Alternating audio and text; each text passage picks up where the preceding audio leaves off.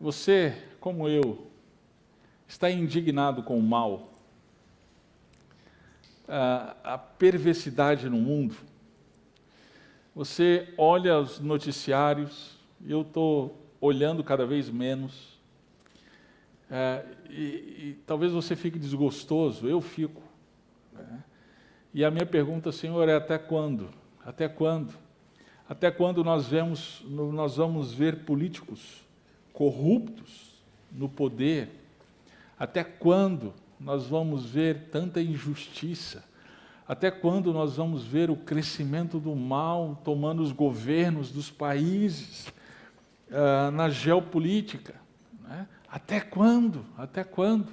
E parece que a coisa está indo de mal a pior. Parece que o mal ele está prevalecendo. Parece que ele está aumentando ao invés de diminuir. Né? E sim, de fato, a gente fica desgostoso quando nós vemos as notícias. E aí então a gente se pergunta, até quando? Quando será finalmente um mal julgado?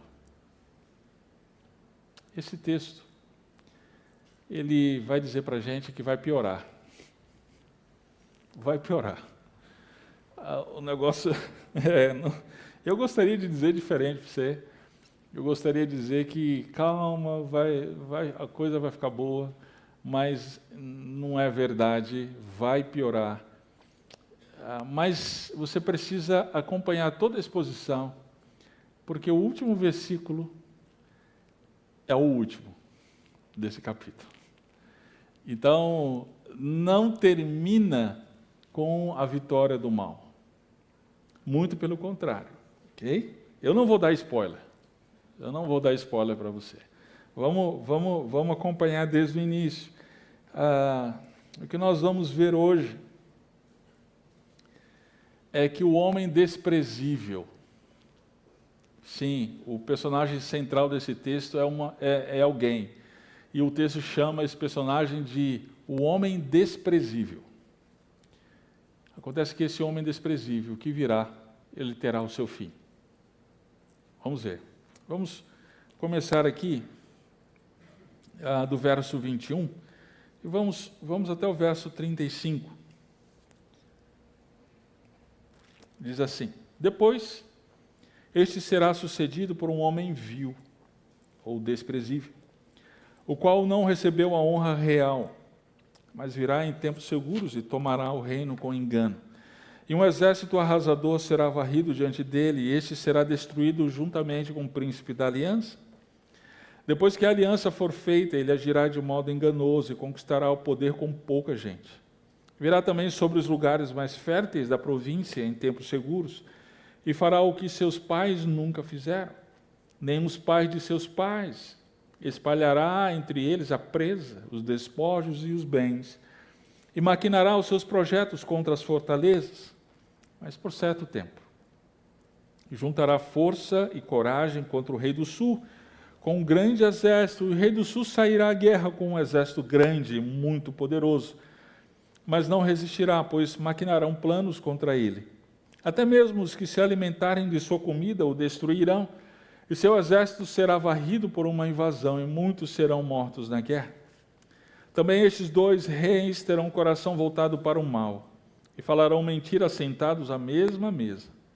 Mas a mentira não prosperará, porque ainda virá o fim no tempo determinado. Então ele voltará para a sua terra com muitos bens, mas se rebelará contra a santa aliança, e fará o que bem entender, e voltará para a sua terra. No tempo determinado, invadirá outra vez o sul, mas dessa vez não terá sucesso como na primeira. Porque virão navios de Quitim contra ele, que lhe causarão tristeza, por isso voltará e se indignará contra a santa aliança, e fará o que bem entender. Voltará e atenderá os que tiverem abandonado a santa aliança. Haverá forças ao lado dele que profanarão o santuário, isto é, a fortaleza, e tirarão o holocausto contínuo, estabelecendo a abominação assoladora. Ele perverterá com engano os que tiverem violado a aliança. Mas o povo que conhece o seu Deus se tornará forte e mostrará resistência. Os sábios do povo ensinarão a muitos, porém serão feridos pela espada e pelo fogo, pelo cativeiro e pelo despojo por muitos dias. Mas quando forem feridos, serão ajudados com pequeno socorro. Porém muitos se ajuntarão a eles com engano. Alguns dos sábios cairão para serem refinados, purificados e embranquecidos, até o fim do tempo. Por isso ainda será para o tempo determinado. Amém. Vamos orar mais uma vez. Pai, estamos diante da Tua palavra que foi aberta. Nós suplicamos que o Senhor fale conosco. Abra bem o nosso coração, a nossa mente, os nossos olhos, para que possamos entender a Tua mensagem, acolhê-la e que ela dê muitos frutos, para a glória do nosso Rei, nosso Senhor Jesus Cristo. No nome de quem nós oramos. Amém. O homem desprezível terá o seu fim. Queridos, essa mensagem, esse texto, essa mensagem, ele vem depois do início do capítulo 11. Nós vimos, antes das férias, o capítulo 11, nós vimos que a Bíblia ela é incrível, ela é de fato a palavra de Deus. Desde o início do capítulo 11, Deus está, através do anjo, está revelando a Daniel o que iria acontecer séculos depois dele, na sua própria geração e séculos depois. E nós vimos que tem detalhes do cumprimento da profecia ao longo da história. Tudo se cumpriu já. Essa profecia, do capítulo 11 de Daniel até o verso 20, já foi cumprida. E foi cumprida cabalmente. Acontece que, a partir do verso 21, antes foi focado em vários reis, várias nações.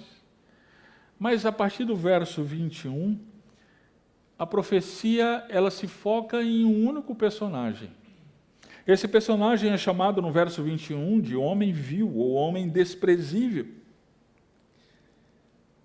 Quem é este homem vil? Quem é este homem desprezível? É interessante aqui as características que ele traz desse homem. Verso 21, olha aí na sua Bíblia. Ele não seria de descendência real e tomaria o reino, no caso o reino do norte, por engano. E essa aqui é uma característica que o texto, que a narrativa traz o tempo inteiro deste rei. Ele é um enganador. A palavra engano aparece várias vezes nesse texto. Olha o verso seguinte, verso 22. Ele fará aliança com o reino do sul e conquistará o poder com engano. Olha o verso 27. Falarão mentira sentados à mesma mesa. Verso 32. Perverterá com engano os que tiverem violado a aliança. No verso 34, ainda diz: muitos se ajuntarão ao povo de Deus com engano. Então perceba, esse homem, ele tem como característica principal ser enganador. Depois, ele tem como característica a vitória militar. Ele venceria pela guerra. Verso 24 ao verso 26 vai mostrar exatamente isso para a gente. Ele é vitorioso em termos militar. No verso 27, ele vai colocar também uma característica interessante. O coração deste homem é um coração mau. É um coração inclinado para o mal. E no verso 28, ele diz, esse homem, além de ser enganador, ter vitória militar, ter um coração mau, ele se rebela contra a Santa Aliança. A Santa Aliança é quem? Israel. Ok?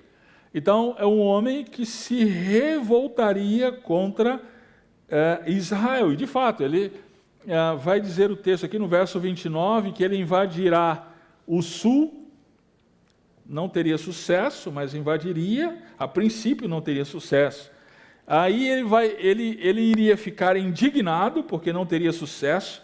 Aí no verso 31 diz que ele iria profanar o templo, e ali ele estabeleceria o que Daniel já mencionou anteriormente várias vezes a assolação, ou melhor, a abominação assoladora.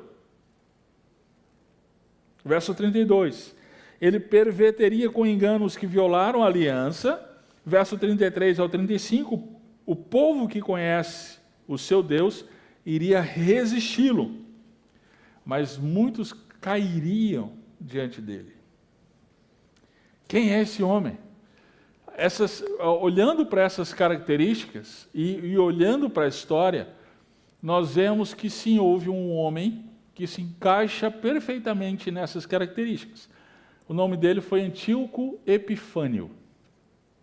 Antíoco Epifânio, ele foi um rei seleucida, que no 2º século, ele reuniu todas essas características da profecia de Daniel. De maneira que nós, olhando para a profecia e olhando para a história, a gente percebe, a Bíblia se cumpriu. A Bíblia, de fato, é a palavra de Deus. O trono seleucida, queridos, não pertencia naturalmente a Antíoco Epifânio. Ele não era o sucessor natural, mas ele tomou o trono por engano. As suas batalhas foram batalhas, todas elas vitoriosas, com exceção de uma em relação a Israel, a princípio, mas isso trouxe para ele indignação de tal maneira que, em um dado momento, no século II, ele reuniu um exército de 22.000 homens e foram a Jerusalém dizendo que iam em paz. Imagina só. Em um dia de sábado, lembre-se, Antíoco Epifânio diz a profecia que ele era um enganador. Então, nesse dia de sábado, o que o judeu faz de sábado, gente? Não faz nada, né? Ele está no templo em adoração. Então, nesse dia de sábado, esse exército terminou massacrando milhares de judeus, trazendo uma derrota aos judeus extremamente humilhante. O objetivo dele era não somente derrotar os judeus, mas fazê-los adorar aos seus deuses. Então ele começou uma política de helenização, que é influenciar os judeus na cultura grega. O que ele fez? Ele destituiu os sacerdotes, ele colocou uma estátua de Zeus no templo e disse, adorem a Zeus, e ele sacrificou um porco no altar do sacrifício do templo. Nesse altar que o Senhor havia dito para Moisés, e depois para Salomão, que ali seria... as pessoas iriam invocar o seu nome e Deus iria ouvi-los. Ali então foi chamado essa ocasião foi chamada de abominação assoladora. Está aí no verso 31. A abominação assoladora. Esse foi Antíoco Epifânio. Mas o verso 36... ele nos tira o olhar desse homem. A gente já fica realmente assim surpreso, porque a Bíblia ela se cumpriu cabalmente. Aqui não dá tempo da gente se deter nos detalhes históricos. Depois eu posso mandar o material para você, e você vai perceber que cada evento da história foi cumprido, cada profecia aqui, cada versículo foi cumprido pelos eventos da história. Mas a partir do verso 36, a gente vê um personagem um pouco diferente desse.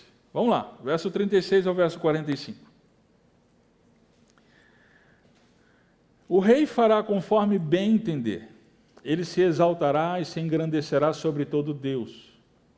E dirá coisas terríveis contra o Deus dos deuses, e será próspero, até que se cumpra a indignação, pois aquilo que está determinado será feito. Ele não terá respeito pelos deuses de seus pais, nem pelo Deus amado das mulheres, nem a qualquer outro Deus. pois se engrandecerá acima de tudo. Mas em seu lugar honrará o Deus das fortalezas, e honrará com ouro e com prata, com pedras preciosas e com coisas agradáveis, a um Deus a quem seus pais não conheceram. Ele atacará fortalezas seguras com o auxílio de um Deus estranho. Multiplicará a glória aos que o reconhecerem, e os fará reinar sobre muitos, e lhes repartirá a terra por um alto preço. No fim do tempo, o rei do sul lutará com ele, e o rei do norte virá como turbilhão contra ele. Com carros e cavaleiros e com muitos navios, invadirá nações, arrasando tudo por onde passar. Invadirá a terra gloriosa, e dezenas de milhares cairão. Mas esses escaparão da sua mão, Edom e Moabe, e os principais dos amonitas. Ele estenderá o seu poder sobre muitas nações, e a terra do Egito não escapará. Ele se apossará dos tesouros de ouro e de prata, e de todas as coisas preciosas do Egito. Os líbios e os etíopes o seguirão. Mas os rumores do Oriente e do Norte o assustarão, e ele sairá com grande furor para destruir e aniquilar a muitos. Ele armará as tendas do seu palácio entre o mar grande e o glorioso Monte Santo. Apesar disso, o seu fim virá, e ninguém o socorrerá. Amém. Esse é um personagem que dá continuidade à narrativa anterior, até o verso 35, mas ele sofre uma ruptura. Porque no verso anterior, era um dos reis do Reino do Norte e do Reino do Sul, era o rei do Sul. Mas aqui no verso 39, ou melhor, no verso 40, no fim do tempo, o rei do Sul lutará com ele, e o rei do Norte virá com um turbilhão contra ele. Ou seja, esse personagem, ele se afasta desse personagem anterior e ele assume características bem interessantes aqui. E é um personagem, querido, que não é estranho à profecia de Daniel, porque ele vai ser mencionado várias vezes em Daniel. Se você está acompanhando a exposição de Daniel, você já percebeu que esse personagem ele já foi mencionado anteriormente. Por exemplo, lá no capítulo 7, no verso 24, Daniel está falando da profecia dos 10 chifres, e que dentre esses 10 vai vir um chifre. Ele vai falar palavras insolentes.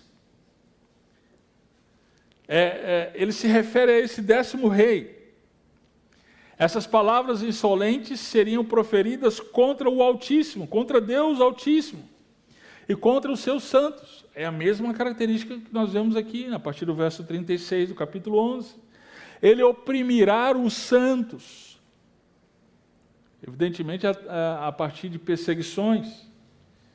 No capítulo 8, verso 9, ele fala de um chifre dentre 4. 4 chifres. No capítulo 8, verso 9, vai dizer que ele lançou a verdade por terra, e ali ele menciona mais uma vez a transgressão assoladora. No capítulo 9, no verso 27, ele vai chamar esse de o assolador.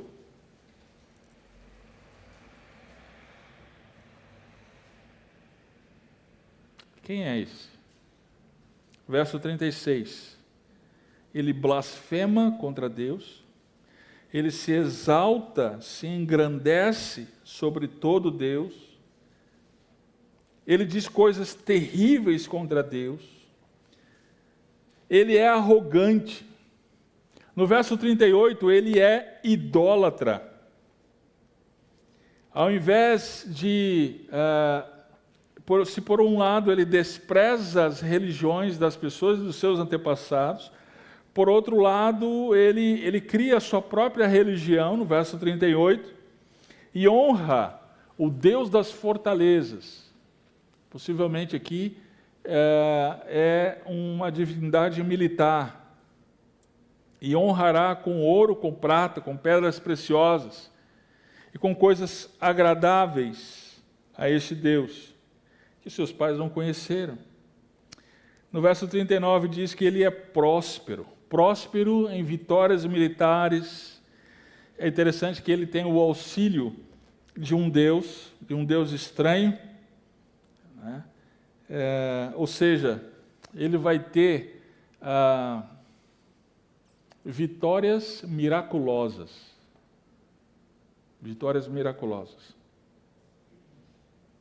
No verso 41, verso 40 e 41 diz que ele vai invadir Jerusalém, e com essa invasão muitos cairão.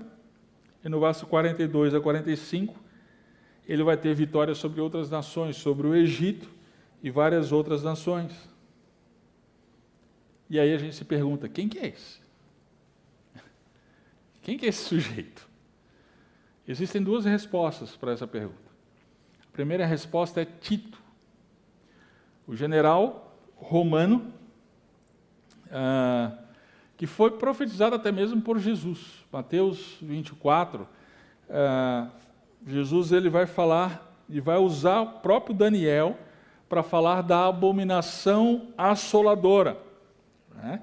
Esse general romano, no ano 70 depois de Cristo, invadiu Jerusalém, com todas essas características que nós estamos vendo aqui na profecia, e ele então destrói a cidade, destrói o templo de Jerusalém, e lá ele também sacrifica ao seu Deus no templo, estabelecendo também o que os judeus chamam de a abominação assoladora.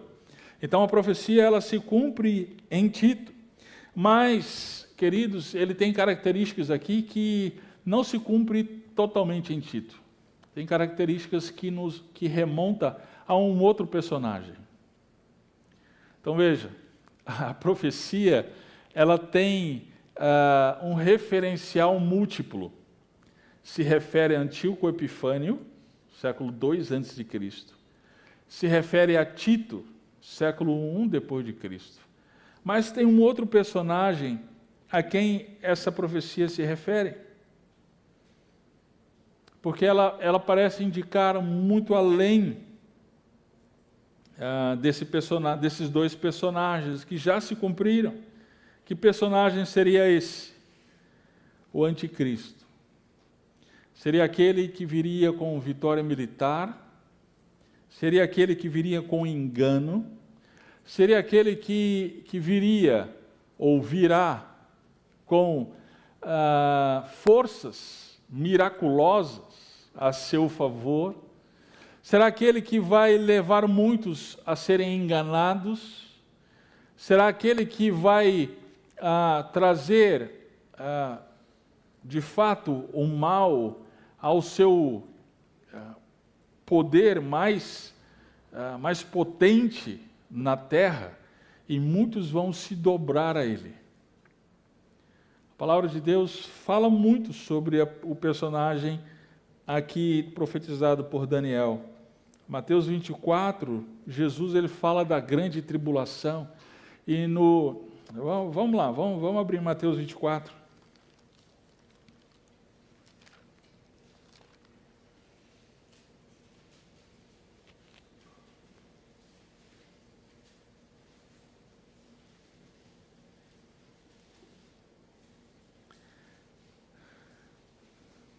No verso 15 diz, quando vires no lugar santo, qual que é o lugar santo? É o templo lá de Jerusalém. Por isso que a minha posição é que em algum momento da história o templo de Jerusalém será reconstruído. Quando vires no lugar santo a abominação assoladora, da qual falou o profeta Daniel, quem lê, entenda. Olha o verso 21. Porque haverá uma tribulação muito grande, como nunca houve, desde o princípio do mundo até agora, nem jamais haverá. E aí virá falsos cristos, falsos profetas. Nesse momento, então, é que se levantará o anticristo. Vamos lá para a primeira, ou melhor, 2 Tessalonicenses. Paulo também fala desse tempo. 2 Tessalonicenses, capítulo 2.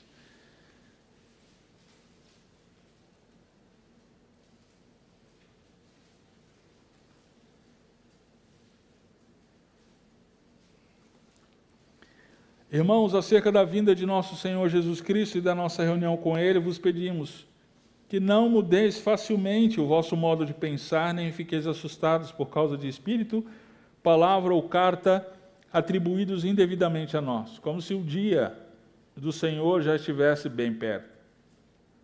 Ninguém vos engane de modo algum, pois isso não acontecerá sem que primeiro venha quem? Olha aí, verso 3. Sem que primeiro venha a apostasia e seja revelado o homem do pecado, o filho da perdição, que se opõe e se levanta contra tudo que se chama Deus, ou é objeto de adoração, a ponto de assentar-se no santuário de Deus, apresentando-se como Deus.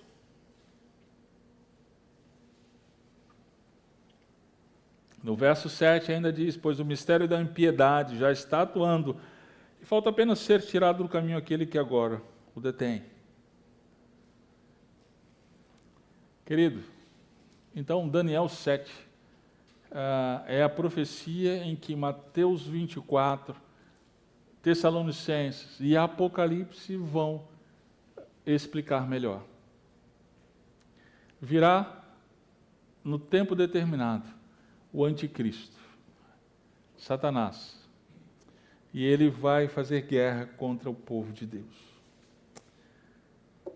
Nelson, e agora? Estou aterrorizado. O que eu faço? Estoco água, começo a estocar água em casa, carne enlatada, né? Feijão, o que eu faço? Não faz nada, meu querido. Confia no Senhor. Volta lá para Daniel 7. Ou melhor, Daniel 11. Olha que interessante aqui nesse texto. Se você leu rapidamente, talvez você não tenha percebido. O homem desprezível, ele fará tudo o que ele quer, mas tudo o que ele quer está determinado por Deus. Então, o homem desprezível, ele somente fará o que está determinado. Olha essa expressão, está determinado. Verso 27. Final do verso 27. Mas a mentira não prosperará, porque ainda virá o fim no tempo determinado. Olha o verso 29. No tempo determinado, invadirá outra vez o sul. Olha o verso 35. Final do verso 35. Pois isso ainda será para o tempo determinado. Olha o verso 36. E será próspero até que se cumpra a indignação, pois aquilo está determinado, será feito. O que eu entendo em relação a isso, querido? É que Satanás vai vir na forma do anticristo, e ele fará muita coisa má, mas tudo está debaixo do controle determinado de Deus. Tudo foi já determinado por Deus. Tudo está dentro do plano eterno de Deus. Querido, quando nós vemos isso, então, nós precisamos entender que não não são duas forças antagônicas, yin e yang, né? Não.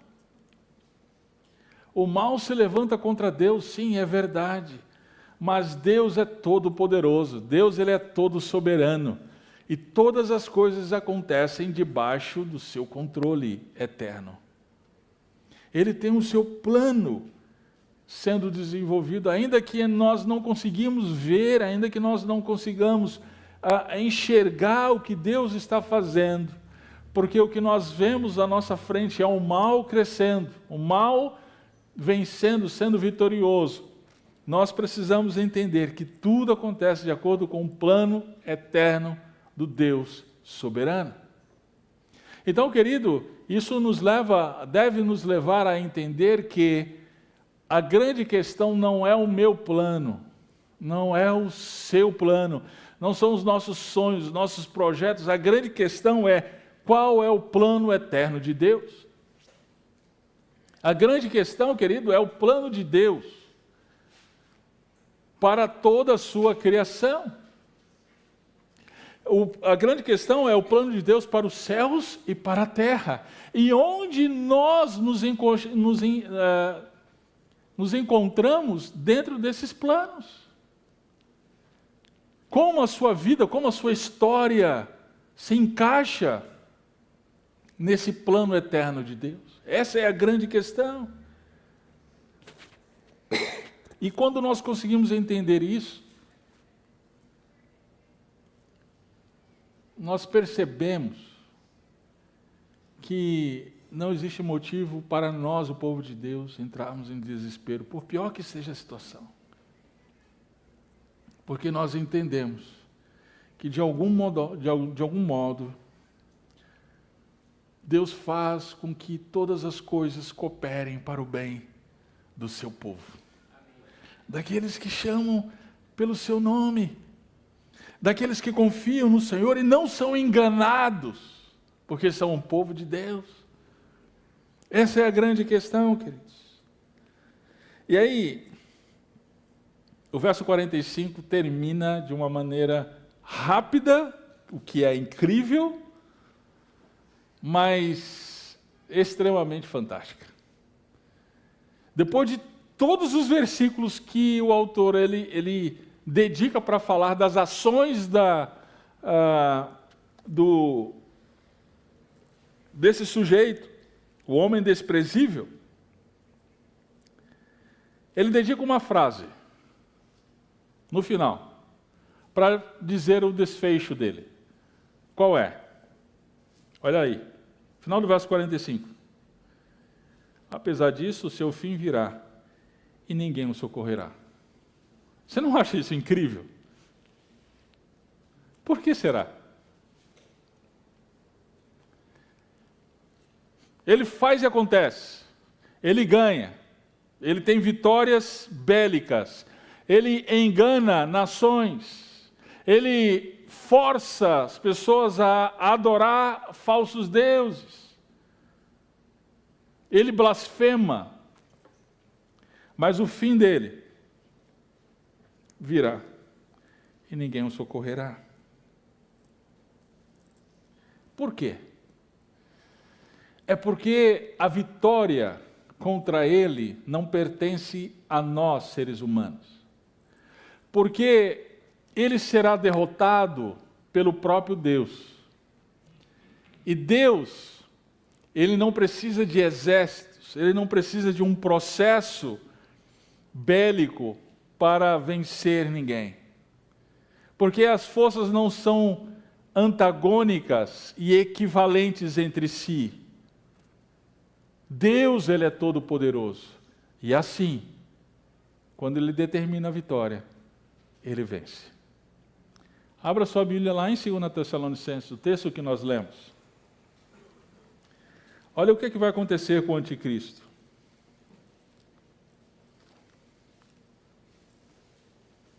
Capítulo 2. Ele diz, no verso 8,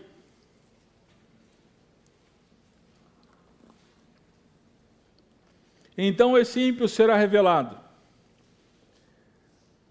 a quem o Senhor Jesus vai lutar muito, vai se esforçar muito, derramar suor, e aí finalmente, no finalzinho, ele ganha. É assim que está aí? Não, como é que está aí? O Senhor Jesus matará com o sopro de sua boca e destruirá com a manifestação da sua vinda. Sabe como é que vai ser a vitória de Cristo contra o anticristo? Assim. Acabou. É, assim. Por quê? Porque Jesus Cristo é o Senhor da glória. Ele é o Deus Todo-Poderoso. Ele é o Senhor do universo. Ele é o Criador das galáxias. Ele é o Criador do sol, das estrelas, de todas as coisas. E Ele é o vencedor, porque Ele, sendo Deus, Ele se fez homem, morreu e ressuscitou. E ressuscitando, Ele levou todos os principados e potestades à vergonha pública. Jesus já venceu. Então, todas as coisas que acontecem, estão debaixo dos seus planos eternos e estão rumando para culminar no grande dia, que o Senhor Jesus Cristo virá novamente e vai fazer. Acabou. E Satanás finalmente será derrotado. Queridos, isso me faz pensar algumas coisas. Tem tanta gente que fica preocupado com o mal, à beira do desespero. E aí começam a especular, tem as especulações, quem será o anticristo, né? É o Elon Musk, será? Será que é o Papa? Será que é... E começa aquelas especulações, cada uma mais espetacular que a outra. Querido, a gente não sabe. A gente sabe que vai vir, mas não sabe até a sua manifestação. O povo de Deus não será enganado. Nós saberemos, quando chegar o tempo, nós saberemos quem é. Mas nós precisamos entender, tudo está determinado e tudo rumará para a glória final de Jesus Cristo, junto com o seu povo. Meus queridos, então, diante disso, nós precisamos entender qual é o nosso papel nessa história. Confie no Rei Jesus Cristo e fique do lado certo. Fique do lado certo da história. E o lado certo não é aquele lado que vence momentaneamente, que naquele momento parece estar vencendo. Não fique do lado da cultura secular. Não fique do lado da cultura dos nossos dias. Eu quero te encorajar a abrir os olhos e ter uma visão mais ampla da história humana. Fique do lado certo do Rei da Glória. Ele está vindo. O Senhor Jesus Cristo está vindo e Ele manifestará toda a sua glória. O que esse texto, então, ele fala para a gente, povo de Deus?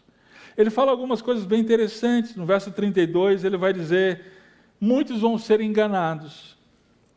Mas não o povo de Deus. Não o povo de Deus. Por quê? Porque o povo de Deus conhece o seu Deus. E aí eu preciso perguntar, meu caro, você conhece a quem você adora? Porque se você conhece a quem você adora, você não será enganado. Nós vivemos o tempo das sensações, nós vivemos o tempo das experiências. Nós vivemos o tempo em que as pessoas não estão acostumadas, dadas, interessadas na verdade. As pessoas vão nas igrejas para sentir. Por isso hoje a moda são igrejas pretas, são igrejas iluminadas, são igrejas com gelo seco, com música estridente, para que você sinta. E essas igrejas estão bombando, porque as pessoas estão atrás não da verdade, mas sim de sensações. Meu caro, o povo de Deus conhece o seu Deus e por isso não é enganado. Cuidado. Cuidado. Você precisa se perguntar se você realmente conhece o seu Deus. Se você realmente conhece o teu Criador. Se você realmente conhece quem é Jesus Cristo. Que não é somente um mestre que ficou na história há séculos atrás e que você pode seguir algumas coisas boas que ele falou. Não, Jesus Cristo é o Deus verdadeiro, o Senhor da glória, que se fez homem e morreu pelos teus pecados, pelos meus pecados, mas ressuscitou ao terceiro dia e Ele reina assentado no trono da glória sobre todas as coisas, sobre todo nome, sobre todo principado e potestade, domínio e dominadores. O povo de Deus tem sido perseguido agora, mas um dia o Rei virá. Amém. E quando Ele vir, Ele vai trazer justiça. Ele vai trazer justiça. Então, meu caro, persevere. Permaneça firme em Cristo Jesus. Por pior que seja a situação, Deus está no controle e conduz todas as coisas de acordo com seus planos eternos. Só confie no Senhor. Só confie no Senhor. Eu sei, é difícil. Nós passamos situações que derramamos lágrimas. Nós passamos situações que somos injustiçados. As pessoas nos caluniam. As pessoas falam mal da gente, sorrindo para a gente. Saiba de uma coisa, o seu rei virá. E todo o mal será subjugado. Está acabando. Está chegando o dia. Persevera. Peça ao Senhor. Me dá mais confiança, Senhor. Me dá mais fé. Me deixa mais firme nos teus caminhos. Persevera no Senhor.